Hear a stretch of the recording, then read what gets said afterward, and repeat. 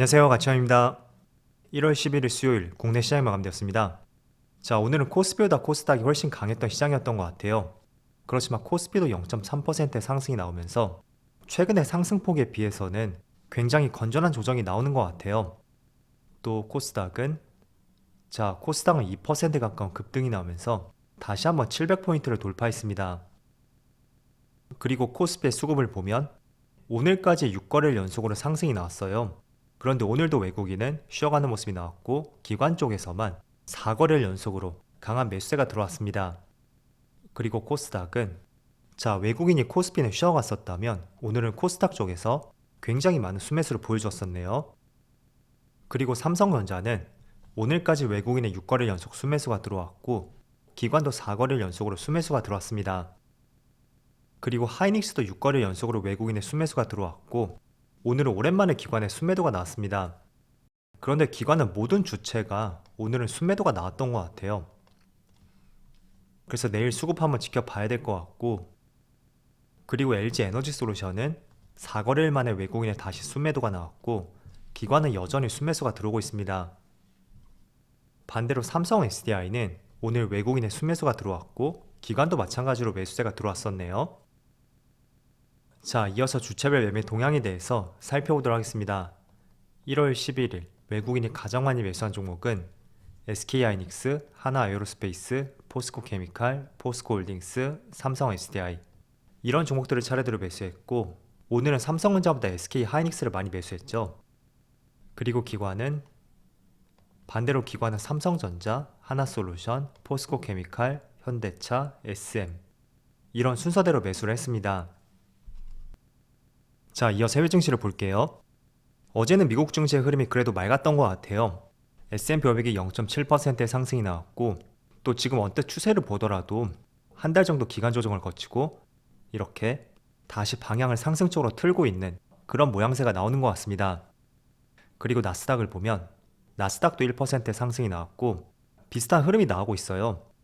그래도 조금 더 확신을 갖기 위해서는 지금은 60일선을 돌파하는 것이 무엇보다 중요한 시점이 될 것 같습니다. 그리고 다우지수도 0.6% 가까운 상승이 나오면서 최근의 흐름이 상당히 견조하네요. 그리고 추가적으로 반도체 지수를 보면 어제만 무려 1.3%의 상승이 나왔고 그리고 지금 아시아 증시를 보면 일본이 1%, 대만은 약보합, 그리고 중국은 소폭의 상승이 나오고 있습니다. 그래서 국내도 보면 오늘 시장은 크게 나쁘진 않은 것 같아요.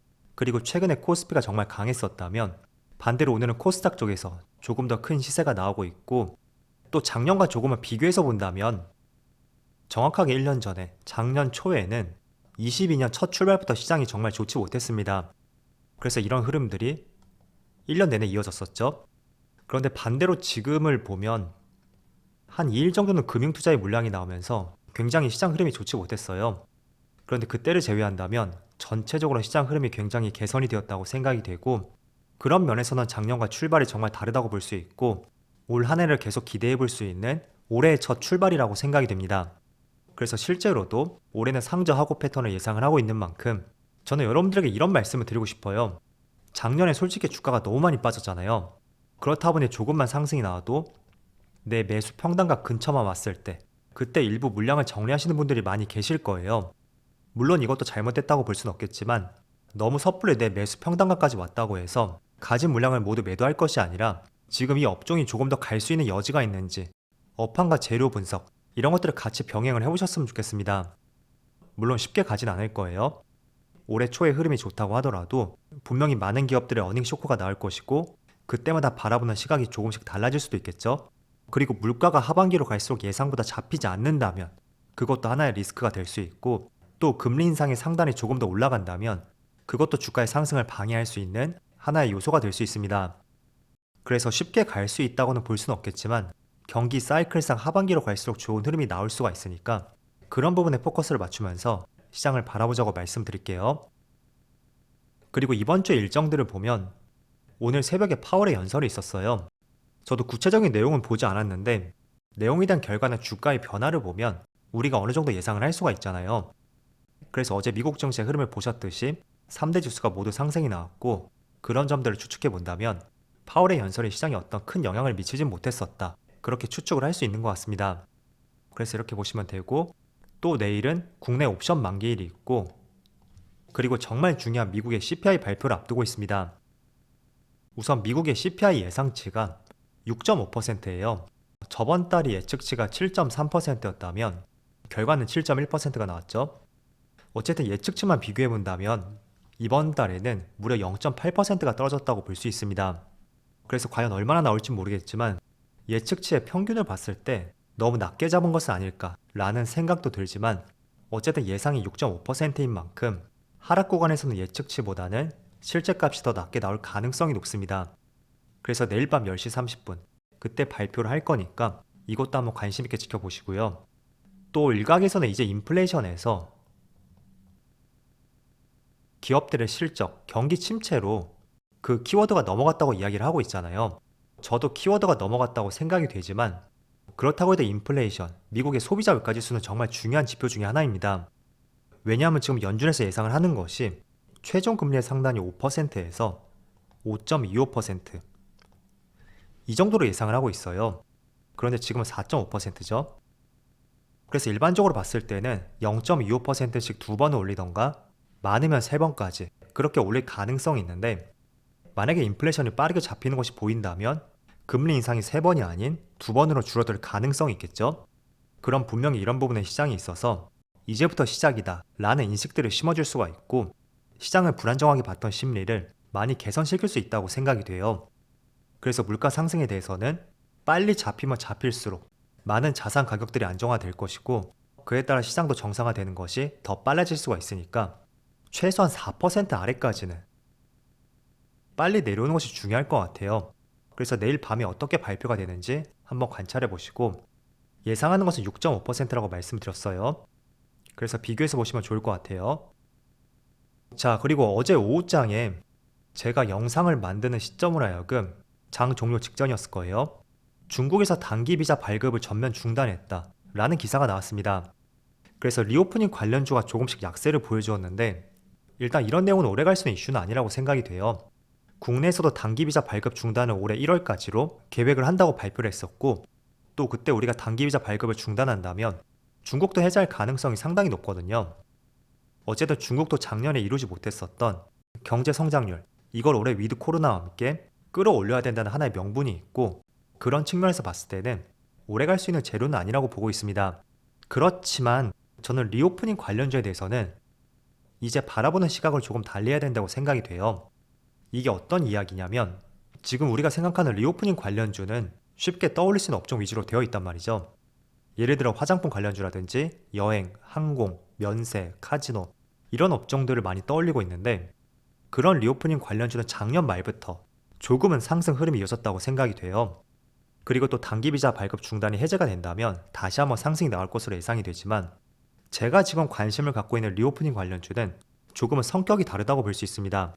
예를 들어서 지금 중국에서 저축으로 쌓아둔 현금을 보면, 자, 초과 저축 금액이 무려 1,900조 원이고, 이게 단순히 나온 수치가 아니라 이렇게 통계 자료를 통해서 우리가 확인을 해볼 수가 있어요. 과거 7년 동안의 지수 추세값을 봤을 때 올해 22년도에 초과 저축 금액이 상당히 많이 늘어났고, 그게 지금 1,900조 원이라는 발표가 있었습니다. 그래서 이게 어디 쪽으로 자금이 흘러갈지 모르겠지만, 단순히 우리가 알고 있는 리오프닝 관련주 말고도 중국 내에서 내수 쪽으로도 굉장히 많이 돈이 사용될 가능성이 높잖아요. 그래서 리오프닝 관련주 중에서 중국 내에서 사업 비중이 높은 기업들, 그런 기업들을 발굴해보는 것도 굉장히 좋은 선택이 될 것 같습니다.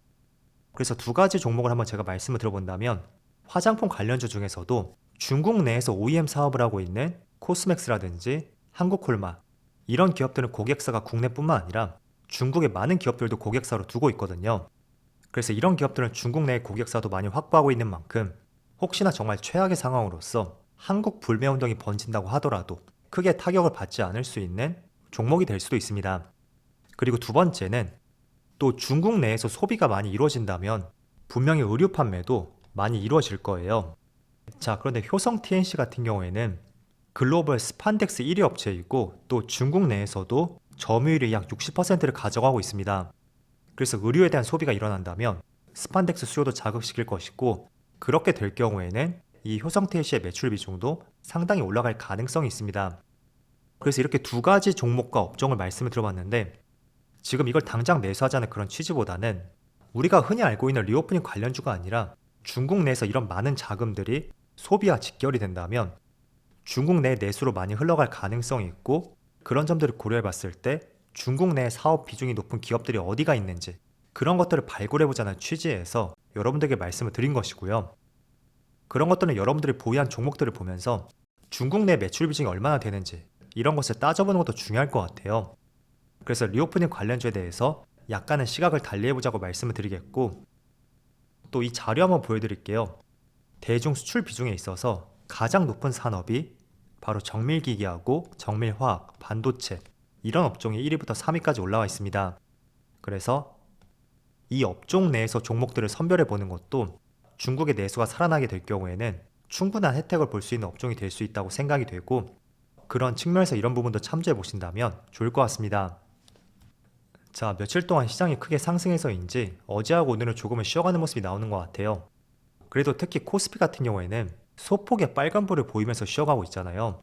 과거였다면 크게 또 음봉을 보이면서 이런 모습이 나올 텐데 그런 점들을 고려해 봤을 때는 조금은 다행이라고 생각이 되고 그런 측면에서 이번 주에 남은 이틀 동안에도 좋은 흐름이 나올 수 있기를 한번 기대해 보겠습니다.